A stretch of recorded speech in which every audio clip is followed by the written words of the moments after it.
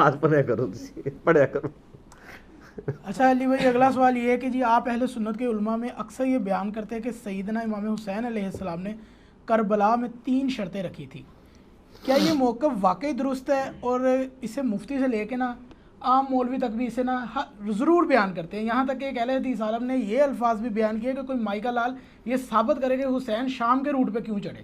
ہاں جی وہ یہ جو ان کا طریقہ واردات ہے نا، یہ جو روٹ شوٹ والا ہے نا، یہ سارا یہ محمود احمد عباسی جو منکرین حدیث جو امام بخاری کو گدھا کہا کرتا تھا نعوذ باللہ، یہ اس نے یہ سارے نقشے بنائے ہوئے ہیں.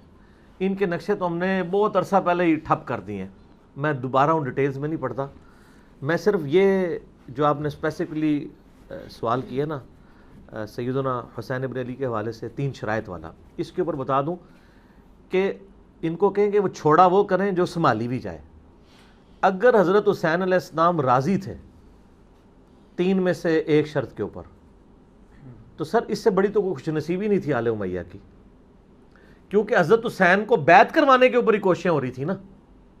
تو جب وہ خود کہہ رہے ہیں کہ مجھے شام جانے دو، میں یزید کے ہاتھ میں ہاتھ دے دوں، تو بڑی اچھی بات تھی. ابن زیاد اس وقت، میں آپ کو گارنٹی دیتا ہوں یزید کے بیعت پہ، ابن زیاد اگر یہ خط لکھ دیتا نا کہ یزید صاحب آپ کے ابا جان جس حسین سے 4 سال تک ٹل لگا کے بیعت آپ اپنی زندگی میں آپ کے لیے نہیں لے سکے نا، دیکھیں میں آپ کا ایسا گورنر ہوں کہ آپ کے ابے کے نامکمل مشن کی تکمیل میں نے کر دی ہے. تو یقین کریں اس سے 2-4 اور صوبوں کی گورنری مل جانی تھی. یہ اتنی بڑی کہانی تھی. تو کہانی میں آپ دیکھا کریں کہ لوگ سمجھدار لوگ بھی ہیں جو چور کی لنگوٹی بھی پکڑ لیتے ہیں. یہاں تو آپ نے لنگوٹا ہی بہت بڑا چھوڑ دیا ہے. پہلی انہوں نے شرط لکھی کہ جو مجھے میں ہاتھ میں ہاتھ دوں، اگر وہاں نہیں جانے دیتے مجھے مدینہ شریف واپس جانے دو. وہ بھی بہت اچھا تھا. بھائی نعمان ابن بشیر کو رضی اللہ تعالیٰ عنہ کوفی کی گورنری سے یزید نے کیوں اٹھایا تھا؟ کیونکہ اس کو پتہ چلا تھا کہ حضرت حسین ابن علی کو سلمان ابن سرد صحابی نے بلایا یہاں پہ، اور نعمان ابن بشیر حضرت حسین کا بڑا احترام کرتے تھے. وہ صحابی تھے، اگرچہ وہ حضرت معاویہ کی پارٹی میں تھے لیکن اہل بیت کا بھی احترام کرتے تھے. تو اس کو پتہ تھا کہ اگر ان کے ہوتے ہوئے حضرت حسین آ گئے تو یہ تو مطلب میرے کہنے پہ ان کے ساتھ سخت رویہ نہیں کرے گا. اسی لیے اس کو اٹھا کے ابن زیاد کو گورنر بنایا گیا تھا نا. ٹھیک ہے نا، کہ حضرت حسین کو ٹیکل کرنا ہے. تو اس سے تو اچھی بڑا بات تھی کہ حسین واپس ہی چلا جاتا. تو ابن زیاد یہ بھی کہہ سکتا تھا کہ سر دیکھیں میں نے اس کو کتنی شرط منوائی ہے، آپ نے مجھے گورنر لگایا تھا کہ حسین کے ساتھ میں دیکھو انہوں ایسا ڈرا وہ واپس جا رہا ہے. تسی ڈرے سو، آپ ڈرے ہوئے تھے کہ وہ یہاں آ کے نعمان ابن بشیر بھی اس کے ساتھ لینیئنٹ ہوگا تو یہاں پہ وہ گڑبڑ کریں گے اور یعنی قیام پہ لوگوں کو آمادہ کریں گے، جس کو یہ خروج کہتے ہیں. تو میں نے دیکھے ان کو وہ کہہ رہے ہیں میں واپس بھی چلا جاتا ہوں، اور کیا چاہیے تھا. اور تیسری شرط مجھے کسی اسلامی مملکت کے یعنی وہ آپ سرحد پہ بھیج دیں، میں جا کے قتال کرتا ہوں. یہ کچھ بھی نہیں تھا. اس کے لیے تو آئے نہیں تھے، 20 بچوں کو ساتھ لے کے آئے تھے. ظاہر ہے کہ حضرت علی کے چاہنے والے تھے. کوفہ میں حضرت حسین علیہ السلام چاہتے تھے میں کچھ عرصہ وہاں پہ گزاروں، پھر وہاں سے پیسیولی ایک دعوت لانچ کروں، اور یعنی حکومت کے خلاف ظاہر ہے وہ قیام ہی کرنا چاہتے تھے. لڑائی کے لیے نہیں آئے تھے، ایک مین پاور تیار کرنے کے لیے آئے تھے. لڑائی کے لیے آتے تو وہ میدان جنگ والا ان کے ساتھ معاملات ہوتے. وہ تو بلکہ ان کے پاس جو آتے بھی تھے وہ کہتے تھے میں ایک مشکل راہ پہ جا رہا ہوں، دیکھ لو اگر تم نے چلنا ہے تو چلو، اور ادروائز پھر تم ابھی علیحدہ ہو جاؤ. تو یہ تینوں شرائط والی بات فی نفسی غلط ہے. اور یہ کتاب ہے انصاب الاشراف میں سے. انصاب الاشراف جو ہے وہ امام بلازری المتوفا 289 ہجری کی کتاب ہے، جو پہلے 300 سال کے محدثین میں سے ہیں. لیکن اس کتاب کی صحت کے اوپر اتفاق نہیں ہے. شیخ زبیر لزئی صاحب تو اپنی وفات سے پہلے اپنے رسالے میں اعلان برات کر گئے ہیں اس کتاب سے، کیونکہ ان کا موقف یہ تھا کہ اس کتاب کے اندر صرف آپ کو آل امیہ کو بچانے کے لیے روایتیں نہیں ملیں گی، بلکہ اس روایت میں تو حضرت معاویہ کو بچانا بھی مشکل ہو جائے گا. میں اصول برکت کے لیے آپ کو صرف ایک روایت بتا دیتا ہوں جو بلازری نے اپنی کتاب کے اندر لکھی ہوئی ہے، اور ایون مسند البزار میں بھی موجود ہے.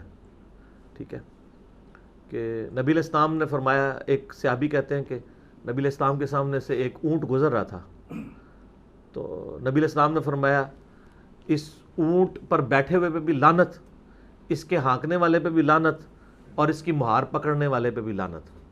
ٹھیک ہے، اب مسند البزار میں ان تینوں کے نام نہیں، بس اتنی روایت لکھی ہے. اور یہ روایت مجمع الزوائد میں امام حیثمی ابن حجر اسقلانی کے استاد نے بھی لکھی ہے. میں ان اماموں سے پوچھتا ہوں یہ آپ نے دین کی کون سی خدمت کی ہے یہ روایت لکھ کے، کہ آپ کتاب یہ روایت یہ لکھ رہے ہیں کہ اونٹ پہ بیٹھے ہوئے پہ بھی لعنت, ہانکنے والے پہ بھی لعنت, اور اس کی مہار پکڑنے والے پہ بھی لعنت, اور حدیث ختم. بتائیں نا کون ہے وہ بندہ, تو چھوڑ, تو بلازری نے بتا دیا نا کون ہے.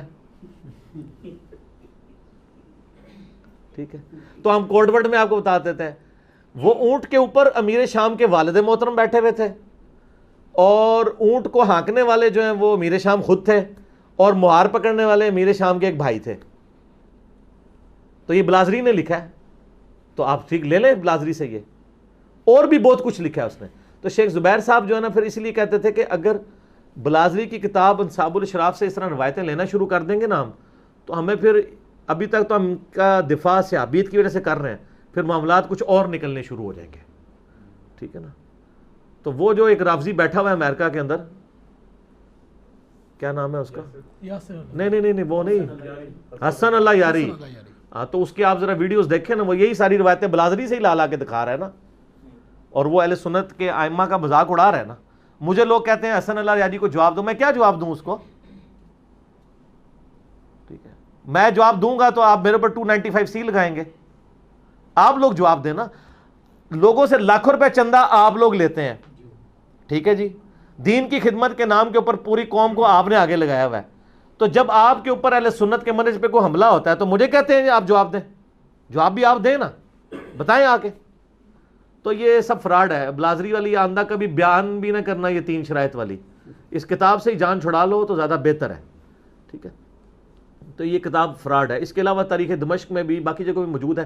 شیخ زبیر صاحب نے اپنی کتاب جو فضائل صحابہ میں نا یہ روایت لکھ کے نا انہوں نے لکھا کہ حلال بن یصاف تک اس کی سند صحیح ہے.